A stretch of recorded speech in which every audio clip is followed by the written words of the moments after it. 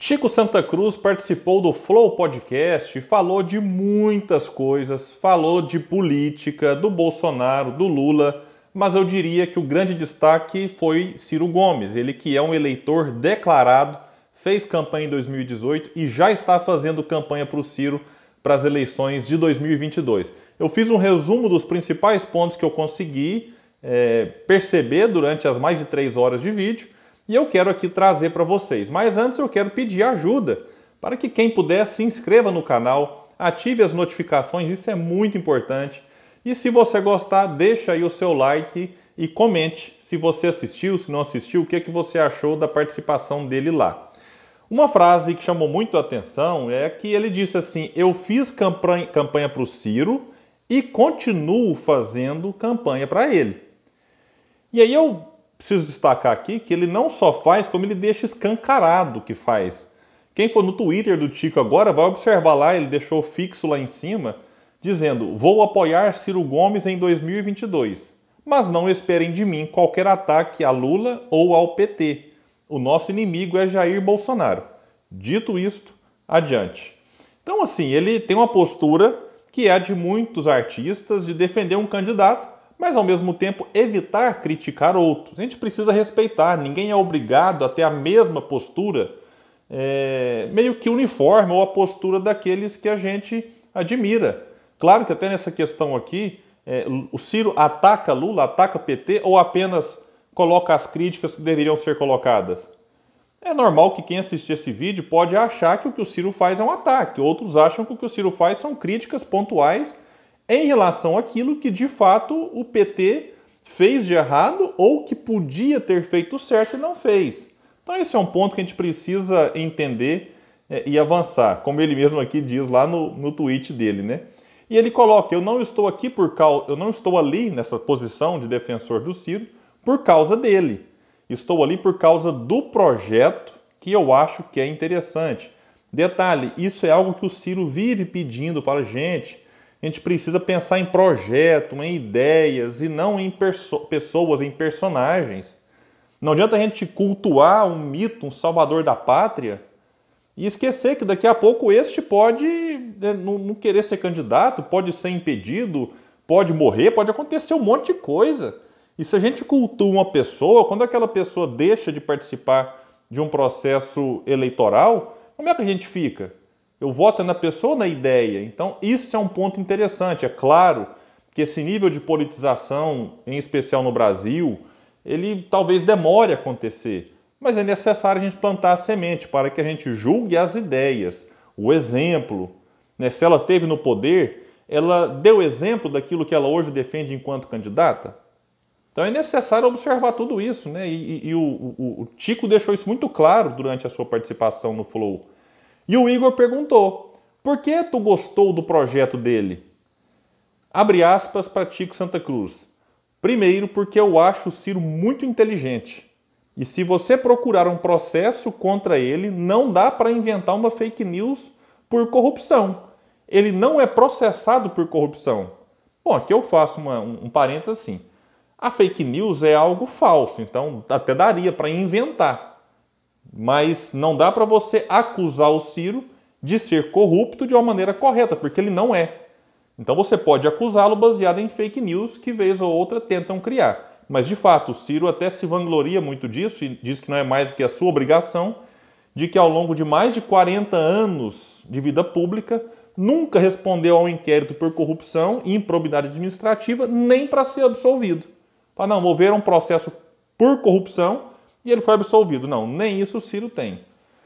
Continua o Chico. Tem os problemas dele, mas eu olho para o projeto e acho interessante. Ele propõe taxar as grandes fortunas. Ele mexe num lugar que o cara que é pobre ou classe média às vezes não enxerga, que não é com ele que ele está mexendo. Ele está mexendo no topo, que ninguém mexe. Esse é um ponto fundamental do projeto do Ciro. É por isso que muitas vezes ele é atacado pela mídia. Reparem que muitas vezes quando o pessoal vai colocar ele ao lado do Lula, Bolsonaro numa imagem, coloca uma imagem feia, com aspecto carrancudo, nervoso, que tentam de diversas formas mostrar para a população uma imagem que não é verdadeira.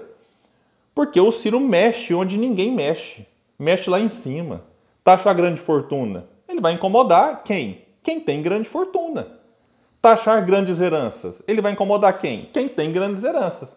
E o problema é que o cara que às vezes acabou de comprar uma casa financiada, coitado, ele está lá endividado por 30 anos, tem um carrinho financiado, está pendurado lá pagando fiéis, está numa dificuldade danada. Aí ele vê o Ciro falando isso, ele pensa que é com ele, e não é.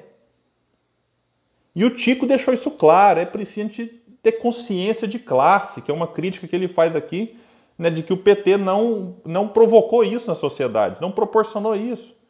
É necessário a gente entender que quando a gente está falando de milionários, de bilionários, não é do cara da classe média, não é do pobre, é de quem tem bilhões, de quem ganha bilhões, milhões todos os anos, e que, de certa forma, quase não é incomodado. Mas quando um candidato aparece como o Ciro, com propostas que incomodam estes, aí estes que também têm vinculação na grande mídia, ou são patrocinadores, ou de certa forma conseguem influenciá-la, tentam fazer de tudo para tirar o Ciro da jogada, porque estão sendo incomodados.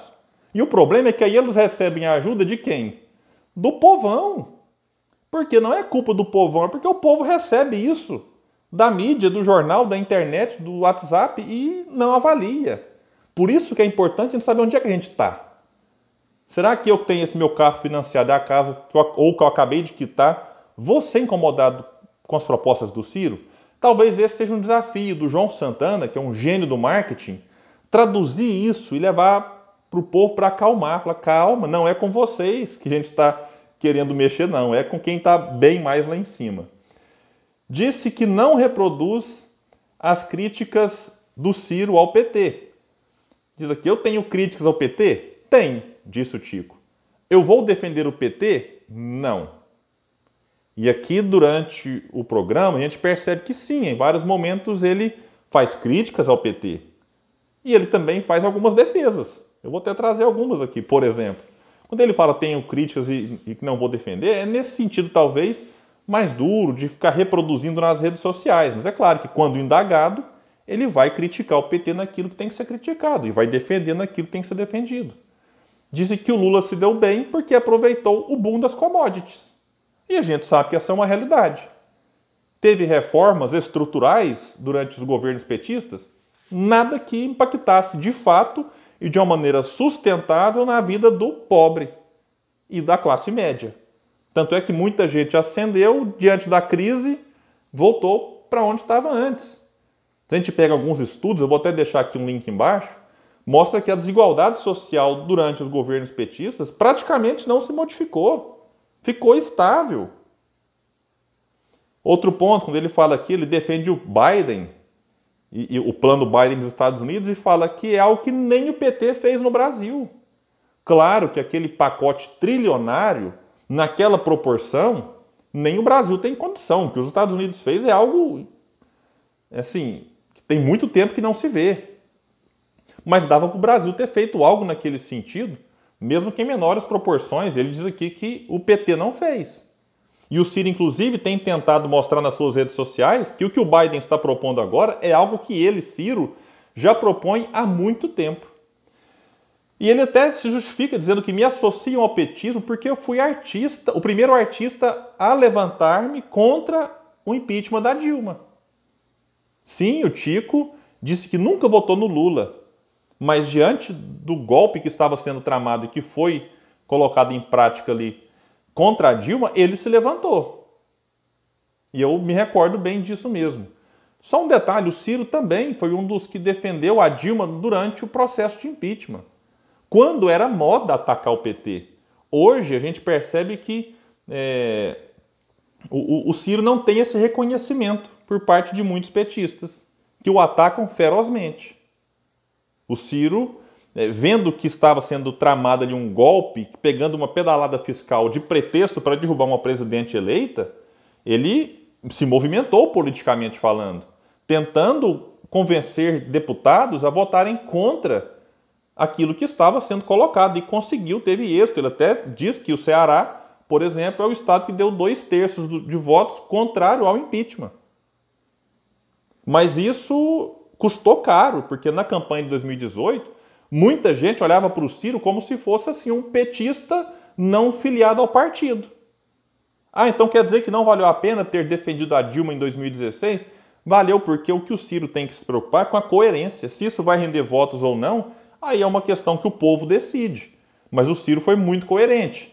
Hoje fica cada vez mais claro que ele estava do lado certo.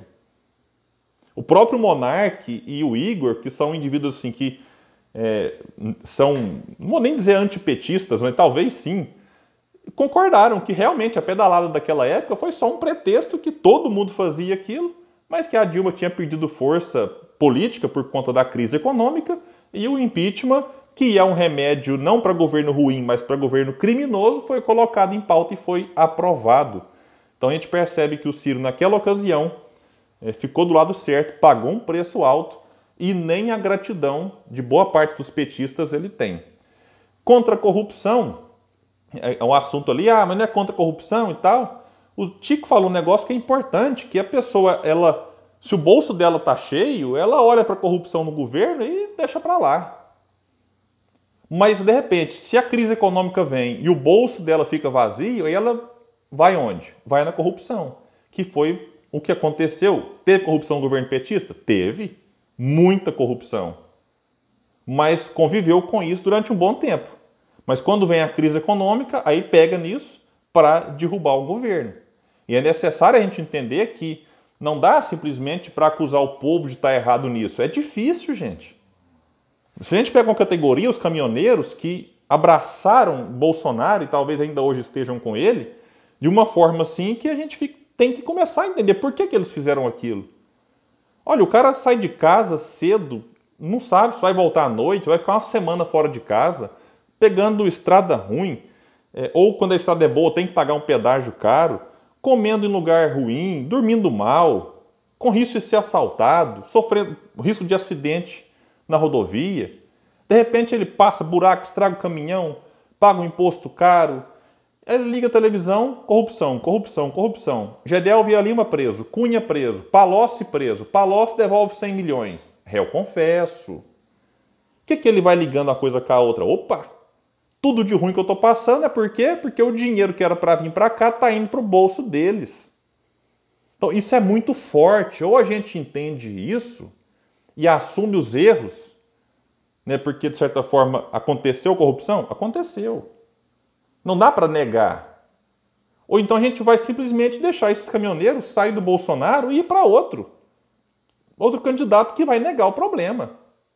Ou que vai assumir o problema do PT, que o PT nega, por exemplo. Então ele olha para a escola do filho, cai nos pedaços, fala, é da corrupção, não foi para a escola. Ele tem razão em parte? Tem. Mas tem uma parte que ele não tem razão. Por quê? Porque corrupção, de certa forma, sempre existiu. E ele não quer olhar para o lado em que o Estado, muitas vezes, começa a investir menos para tornar o serviço público de baixa qualidade, para o quê? Forçar o indivíduo, o cara da classe média, a pagar o serviço privado. Então a escola pública ela fica mal vista, de baixa qualidade, porque não tem investimento, não tem, enfim, um monte de coisas, e ele vai falar o quê? Vai pagar a escola particular. O mesmo vale para a saúde. O cara fica com medo de ir para um hospital público e paga um convênio. Então é necessário observar que a corrupção é um mal a ser combatido. Mas é necessário observar que às vezes o Estado está sendo dilapidado por governos das diferentes colorações e a gente não percebe e acha que a culpa é só da corrupção. O Tico vai falar que não tem político de estimação, fez até uma música em relação a isso. Ele diz que o endeusamento a personalidades é realmente algo que a gente precisa parar, né? Isso já fez muito mal ao Brasil e a gente parar para pensar, está fazendo já para 2022, em que pouco se discute projeto, mas fica pegado a personalidades fortes, quase que a entidades. Bolsonaro e Lula, a gente vai parar para pensar, são populistas e que as pessoas ficam cegas para defender. E um se alimenta do ódio que o outro gera. Então, é um negócio que prejudica muito o país. Foi perguntado coisas boas que Bolsonaro fez. Ele brincou, falou que nem os bolsonaristas conseguem dizer. Citou uma coisa boa que o Fernando Henrique fez, foi o Plano Real. Disse que Moro nunca o enganou, que ele percebeu desde o começo, aquela figura popstar, que aquilo não daria certo, como de fato não deu. Falou que Bolsonaro vai deixar uma herança complicadíssima para o próximo presidente. E aí o Ciro mais uma vez defendeu, o Tico mais uma vez defendeu o Ciro, dizendo que o projeto do Ciro cabe ao Brasil, principalmente depois da pandemia. Já que o projeto é um projeto desenvolvimentista, que é tudo que o Brasil vai precisar de 2022 para frente. Reforça a campanha pró-Ciro Gomes mais no final e diz assim, abre aspas para Tico, isso aqui é importante, gente. Eu gostaria de ter uma oportunidade em 2022 e que o Brasil me ouça, de que a gente não tenha que escolher entre Bolsonaro e qualquer coisa. Pode ser qualquer coisa contra Bolsonaro, contra o Ciro, mas o Bolsonaro, na minha opinião, não merece estar no segundo turno. O que está acontecendo no Brasil é uma coisa muito grave. Eu estou aqui defendendo uma outra alternativa, para que a gente não caia no ponto da galera que é da direita dizer que votou no Bolsonaro porque não queria votar no Lula. Então, vamos construir uma outra alternativa. Qualquer alternativa, ele disse que não. Se for muito à direita, que não me agrade, vou votar no Lula. Mas se for uma alternativa como o Ciro, que de repente vai ali para o centro, eu vou votar no Ciro. A minha posição é estratégica, não é partidária, militante. Então esse é um ponto importante que ele deixa. Defender o Estado, e o Igor mais o Monarca ali, eles não gostam muito do Estado, digamos assim. Defendeu a CLT, algo que o Igor e o Monarca também parecem não ter muita simpatia. E falou algo interessante, que as pessoas antigamente não se importavam com política. E que quem falava nisso era considerado chato. Hoje o interesse é muito maior. Para fechar esse vídeo, eu destaco aqui que o Tico, mais uma vez, defendeu a competência do Ciro e de que quer que ele vá para o segundo turno contra Lula, que seria o segundo turno, na opinião dele, bem interessante para o Brasil desfazer bastante desse ódio que tem hoje entre quem odeia Bolsonaro e quem odeia Lula, e a partir daí a gente, quem sabe, construir um futuro melhor. E, é claro, na ideia do Tico, votando e elegendo Ciro Gomes. Eu agradeço a todos vocês aqui por estarem participando do canal Politizando. Quem puder, se inscreva, ative a notificação, deixa o joinha se gostou e comente aqui embaixo. Valeu, pessoal, até o próximo vídeo.